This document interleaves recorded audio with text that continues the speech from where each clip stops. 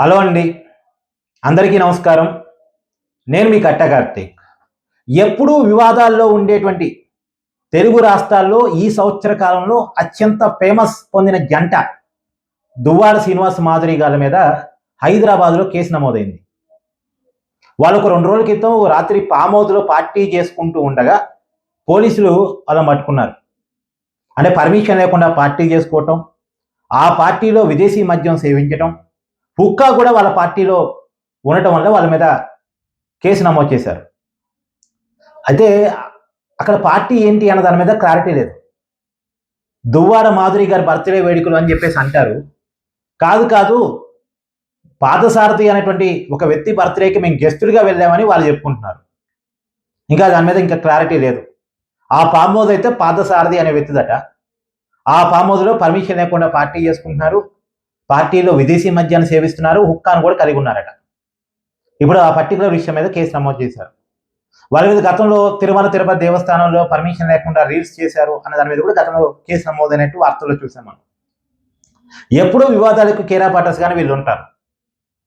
వివాదాల్లో famous అయి big boss కూడా వెళ్ళొచ్చారు మాధురి గారు, మీకు తెలుసు కదా. వీళ్ళ మీద ఉండేటువంటి వివాదం ఏంటంటే, దువ్వాడ శ్రీనివాస్ గారు ఆంధ్రప్రదేశ్లో ఎమ్మెల్సీగా ఉన్నారు వైసీపీ పార్టీ తరఫున. వాళ్ళ పార్టీ సస్పెండ్ చేసిండు, వేరే విషయం అనుకోండి. అతను భార్య పిల్లలు ఉన్నప్పటికీ భార్యకి విడాకులు ఇవ్వకుండానే కుటుంబంతో సంబంధం లేకుండా మాధురి గారితో సహజీవనం చేస్తున్నాడు. మాధురి గారికి కూడా భర్త పిల్లలు ఉన్నారు.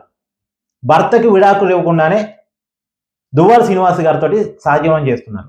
వాళ్ళే ఓపెన్ చెప్తున్నారు, మేము సహజీవనం చేస్తున్నాం, మేము అలర్ట్స్ కాబట్టి మా ఇష్టం, మాకు టెక్నికల్గా పర్మిషన్ ఉంది, కోర్టు తీర్పు ప్రకారం అలర్టరీకి కోర్టు పర్మిషన్ ఉందిగా, కాబట్టి మేము ఇంతే కలిసి ఉంటామని ఓపెన్గా చెప్పుకొని మీడియాలో ఇంటర్వ్యూలు ఇస్తున్నారు.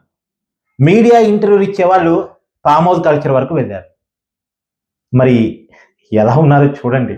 అతను ఒక ఎమ్మెల్సీ, ఆమె ఒక ఇన్ఫ్లుయెన్సర్, మళ్ళీ సోషల్ మీడియాలో ఇన్స్టాగ్రామ్ ఇన్ఫ్లుయెన్సర్ ఏదో మరి రీల్స్ చేస్తూ ఉంటారు. వాళ్ళిద్దరూ కలిసి హైదరాబాద్లో ఒక వ్యాపారం కూడా మొదలుపెట్టారు, బట్టల వ్యాపారం. సరే, వ్యాపారం చేసుకోవడం తప్పు కాదు, కానీ కుటుంబాన్ని వదిలేసి సహజీవనం చేయమని ఎవరు చెప్తారు? మన సాంప్రదాయాలకు అది విరుద్ధం.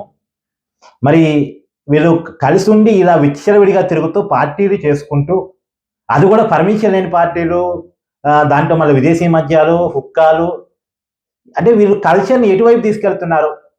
ఆదర్శంగా ఉండాల్సిన వాళ్ళు, సమాజంలో మంచిని చెప్పాల్సిన వాళ్ళు ఏం నేర్పిస్తున్నారు? మన దాన్ని సమర్థించుకునే పని కూడా చేస్తారు వీళ్ళు.